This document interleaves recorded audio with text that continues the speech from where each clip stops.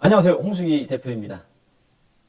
오늘 제가 소개시켜 드릴 거는요, 신대부업 창업에 대해서 설명을 드릴 건데요. 신대부업 블루오션 사업 설명회. 자, 저는 감히 이걸 갖다가 황금알을 낳는 거위 시장이다 라고 설명을 드리고 싶습니다. 자, 차차 설명을 드릴 거고요. 목차를 먼저 설명을 드리겠습니다. 자, 신대부업이 왜 황금알을 낳는 사업인가에 대해서 설명을 드릴 거고요. 그리고 기존 대부업체의 현황, 우리 경쟁자죠. 기존 대부업체의 현황에 대해서 설명을 드릴 거고, 세 번째, P2P 플랫폼 사업입니다. 자, 이거는 저희 사업하고 유사업종이 있으니까 이 부분에 대해서도 간단하게 설명을 드리겠습니다. 자, 네 번째, 기존 대부업과 P2P보다 왜 우리가 경쟁 우위 시장에 있는가라는 부분에 대해서 설명을 드리겠습니다. 자, 다섯 번째, 수익 상품의 종류와 투자자와 법인의 수익 구조에 대해서 설명을 드릴 거고요. 수익 구조는 어떤 사업이든 가장 중요한 맹점 중에 하나죠. 수익 구조가 클수록 사업은 번창할 겁니다. 자, 여섯 번째, 신대부업 운영 방법이에요. 자, 그리고 일곱 번째, 목표입니다. 목표는 간단합니다. 많은 돈을 갖다 얻어서 마지막 부에 추월사산에 올라서자라는 게 저의 목표입니다. 자, 먼저 간단하게 저에 대한 소개를 하겠습니다. 저는 현재 실전경매 리얼옥션 대표를 맡고 있고요. 실전경매 리얼옥션 유튜브 채널을 운영하고 있습니다. 부동산, 경매, 공매 모든 경력을 합쳐서 20년 경력을 갖고 있고요. 자, 최근에 찍은 영상인데 참고하시면 될 것 같아요. 세 편인데 부동산 경매 하지 마세요 그랬습니다. 왜 그러냐면 낙찰가가 너무 높아. 이거 낙찰가가 높고요. 그 다음에 대출 총량제 규제, 그 다음에 주택수 보유에 따라서 세금 중과를 또 때리죠. 취득세 중과, 양도소득세 중과. 그래서 소득이 안 됩니다. 자, 그래서 제가 돈 버는 방법에 대해서 많이 연구를 했습니다. 연구를 하다 보니까 새로운 아이템을 연구하다 보니까 황금알을 낳는 거위 시장을 갖다가 발견을 했고요. 그게 신대부업 창업이다 라고 생각을 했습니다. 많은 연구를 하고서 여러분한테 내놨다라고 생각하시면 될 것 같습니다. 자, 첫 번째, 신대부법인이 블루오션 사업인 이유에 대해서 설명을 드리도록 하겠습니다. 자, 2021년 10월 26일 날 발표가 났죠. 자, 이거는 간단합니다. DSR 규제를 갖다가 조기에 시행하겠다라는 발표인데요. 이거는 어떤 의미냐면 대출을 갖다가 규제하겠다라는 거예요. 대출을 축소하겠다라는 의미죠. 자, 저희 신대부법인 사업은 더 규모가 커질 걸로 예상이 되고요. 자, 그리고 경기 침체로 인해서 자영업이나 기업 등은 현장에서 자금 압박을 받을 거고요. 자금이 없으니까. 그래서 대출 수요는 더 급증할 걸로 예상이 되고요. 경기 침체로 내 집 담보로 대출을 하려고 해도 대출을 할 수가 없습니다. 아니, 담보 가치가 충분한데도 불구하고 대출을 할 수가 없다. 자, 그러면은 저희 신대부 법인이 왜 블루오션 사업인지 알 수 있겠죠. 그래서 수요는 더 급증할 걸로 예상이 됩니다. 자, 안전한 부동산 담보 대출로 100% 안전한 투자가 가능하다는 얘기죠. 자, 저는 황금알을 낳는 거위 시장이라고 표현을 했는데요. 자, 그 이유는요. 자, 첫 번째 1998년 IMF 국가부도 사태가 있죠. 이때 채권시장에서 엄청나게 돈을 많이 벌었죠.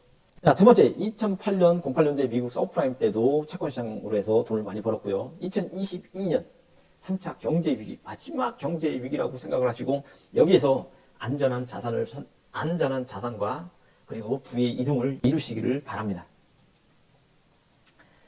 자, 연 18%의 수익률. 자, 간단하게 말씀드리면 연 18%의 수익률을 얻기 위해서 저희는 이런 업무를 할 겁니다. 부동산 후순위 대출, 그 다음에 채권 매입을 갖다가 할 거고요.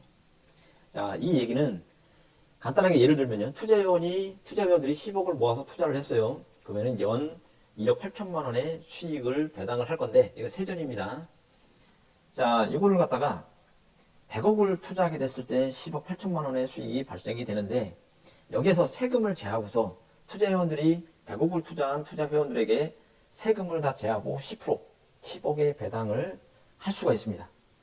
결코 적은 돈이 아니죠. 세금을 다 빼고 10%다. 어마어마한 수익이라고 생각합니다. 자, 대부법인이 100억 투자했을 때 수수료 3%를 갖고 올 거고요. 그 수익은 3억 수익이 될 겁니다. 자, 숨지기 시중자금 11월만 쳐다본다. 자, 뉴스 기사입니다. 자, 보시면은 2017년, 2021년 6월에 보면은 1,530조의 돈이 단기 부동성 자금이 있습니다. 보시면은 매달 금리 인상 또는 미국 테이퍼링에 따라서 이 시중 자금의 대이동이 본격화할 수도 있습니다. 이 얘기는 뭐냐면은 지금 투자처가 불분명하기 때문에 돈이 은행에 몰려 있다는 거죠. 그리고 그 추이를 갖다가 지켜보면서 은행에서 노는 돈이 1530조 돈이 은행에 묶여 있다고 보시면 될 것 같아요. 자, 여기서 1%만 유치한다고 하더라도 장난이 아니겠죠. 자, 시중 통화량 중과액 추이입니다. 자, 이거는 8월달 2021년 8월달에 50.5조 원이 은행에 당장 현금화할 수 있는 돈이 50조 원이에요. 자, 이걸 갖다 M2라고 하는데 광의 통화량, 바로 현금화할 수 있는 단기 금융 상품입니다. 바로 현금화할 수 있는 돈, 그 돈이 50.5조 원이 은행에 그냥 잠자고 있습니다. 자, 네이버 뉴스 기사를 갖고 왔는데요. 2021년 10월 27일자 기사입니다. 대출을 하는데 담보가 아닌 상환 능력을 본대요. 상환 능력을 본대요. 근데 저희는 상환 능력을 보지 않고 담보 가치만 볼 거고요. 자, 그리고 주택 담보 대출을 갖다가 더 조인됩니다. 자, 저희 사업은 더욱더 좋은 시장이 열릴 겁니다. 자, 그리고 대출 기준 담보 가치보다 소득을 본대. 자, 저희는 더 좋겠죠. 자, 저희는 또 담보 가치만 봅니다. 자, 이래서 저희 경쟁력은 충분하다고 설명을 드리고요. 자, DSR 규제. 자, 보시면은 DSR 규제는 간단하게 말씀드리면은 대출을 갖다가 더 옥죄겠다는 거, 대출을 더 안 해주겠다는 얘기죠. 자, 이게 2단계가 내년 7월에 시행인데 조기 시행으로 바뀌었죠. 2021년 내년 1월 달서부터 시행을 실시합니다. 저희 시장은 더 좋아지죠. 자, 2단계 DSR이 시행이 되면 간단하게 설명드리면은, 자, 여기 6억짜리 주택이요. 50%면은 3억 원밖에 안 나오죠. 근데 여기에 2단계가 시행되면은 1억 3천만 원이 더 줄게 나옵니다. 그러니까 대출을 더 줄이겠다는 얘기죠.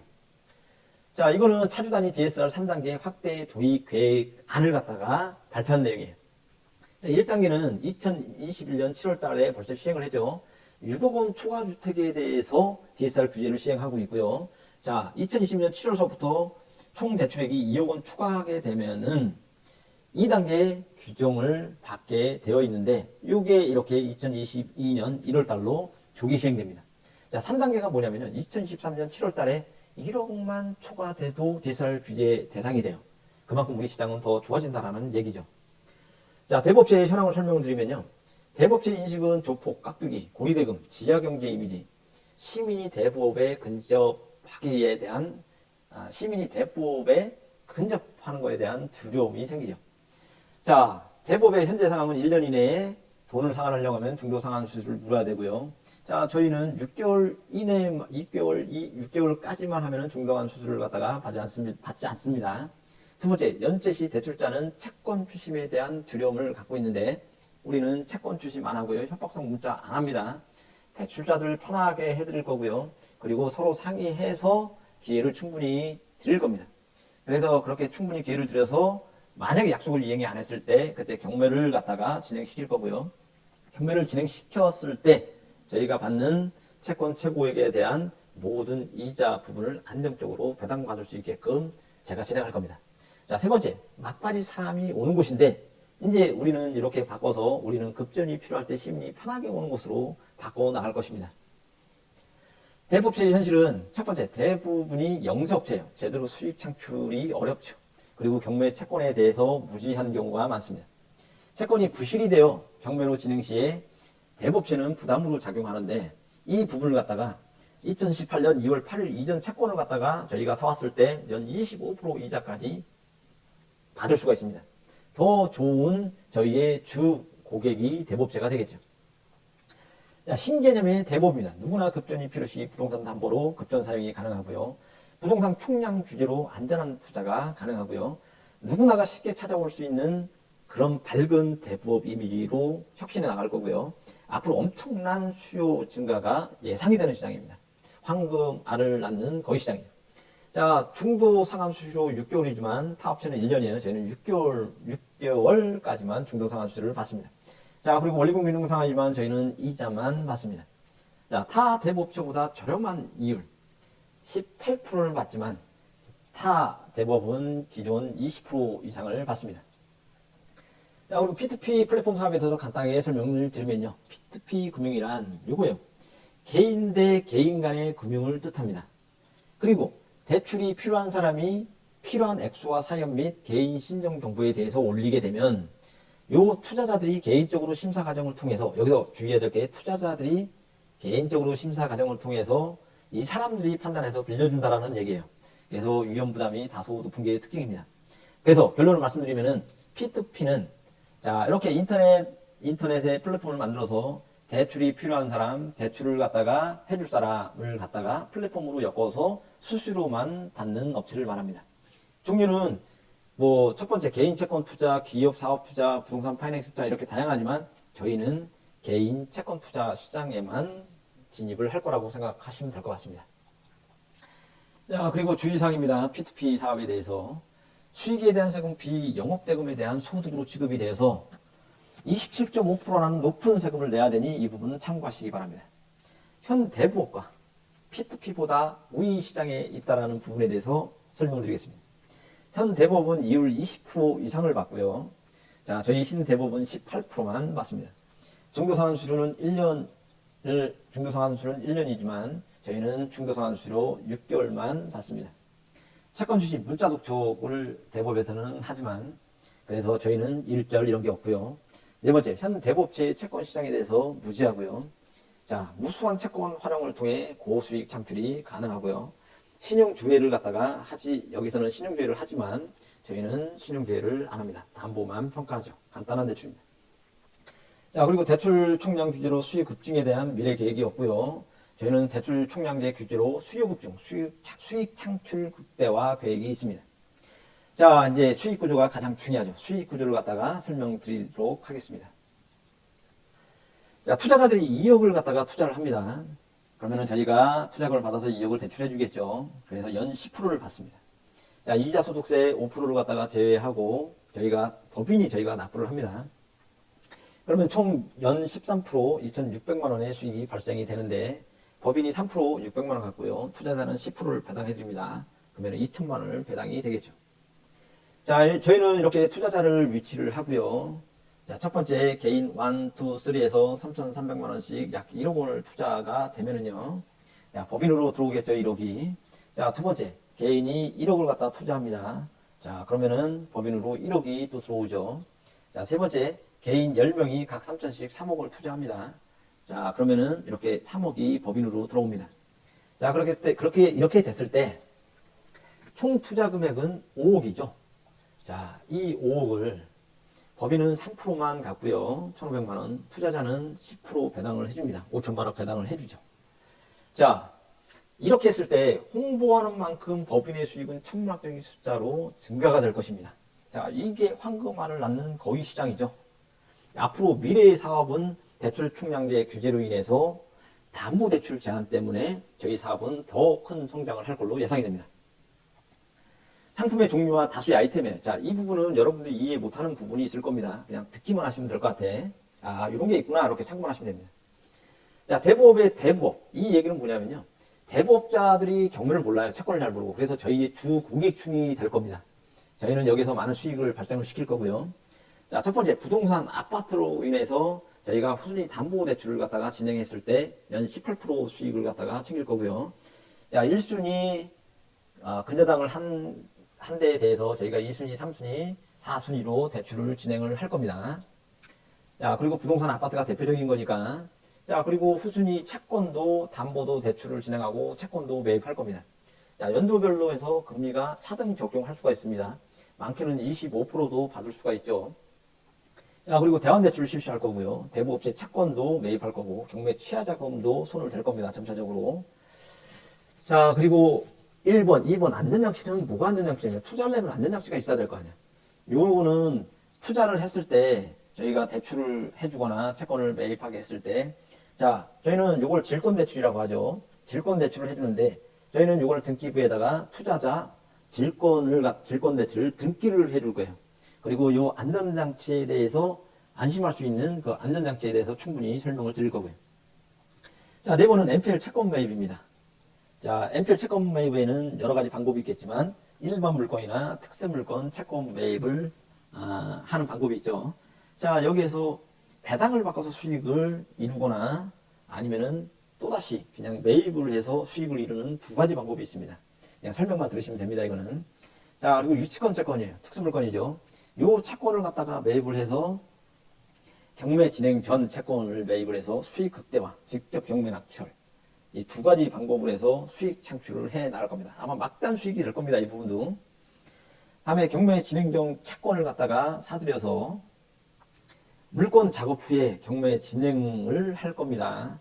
그래서 낙찰을 받던 아니면은 배당을 받던, 자 여기 보면은 지분이 있고요, 선순위 임차인이 있어요. 자 이런 것들을 이용해서 지금 연 18%라고 했지만 연 18%의 더 큰 배수익을 갖다가 만들 수가 있습니다. 배수익이 몇 프로죠? 32% 수익도 만드는 게 가능합니다.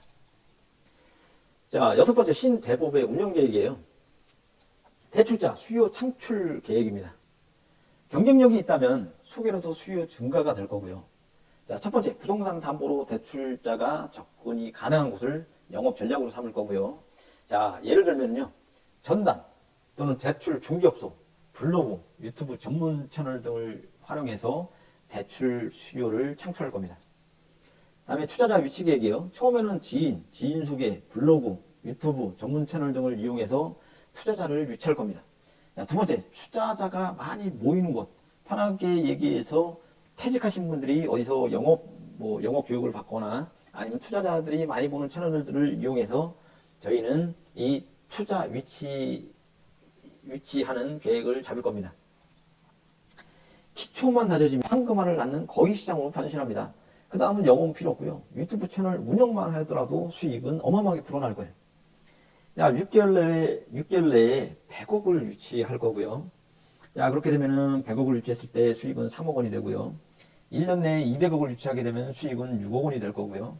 1년 후부터는 눈덩어리 법칙이 적용돼서 제곱의 법칙이 적용이 됩니다. 그만큼 수익이 어마어마해지겠죠. 자, 목표입니다. impossible.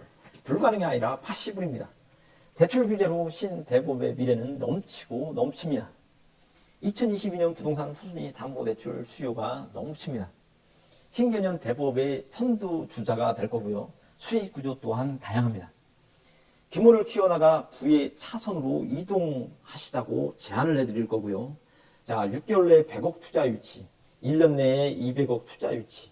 자, 여기에서 재투자 반복하고 재투자 반복하고 투자 유치가 더 될수록 부의 이동은 가능할 겁니다. 그래서 부의 차선에 오르시기를 권해드리고요. 2021년 11월 제3차 경제 위기에 도래를 했고요. 금융업이라는 신개념의 선두주자로 부의 차선에 함께 올라서 보시는 것은 어떠신가요? 라는 제안을 드립니다. 자, 마지막에 부의 편승표입니다. 여러분들 판단하셔서 이만한 아이템이 있다고 한다면 그쪽으로 가셔도 됩니다. 제가 볼 때 모든 사업이든지 미래적으로 봤을 때 큰 흐름의 물결에 올라타는 사업이 가장 번성하는 사업이라고 생각을 합니다. 여러분도 여기 그림처럼 이렇게 웃는 부유한 삶을 누리시기를 바라며 이만 사업적 명예를 마칠까 합니다. 감사합니다.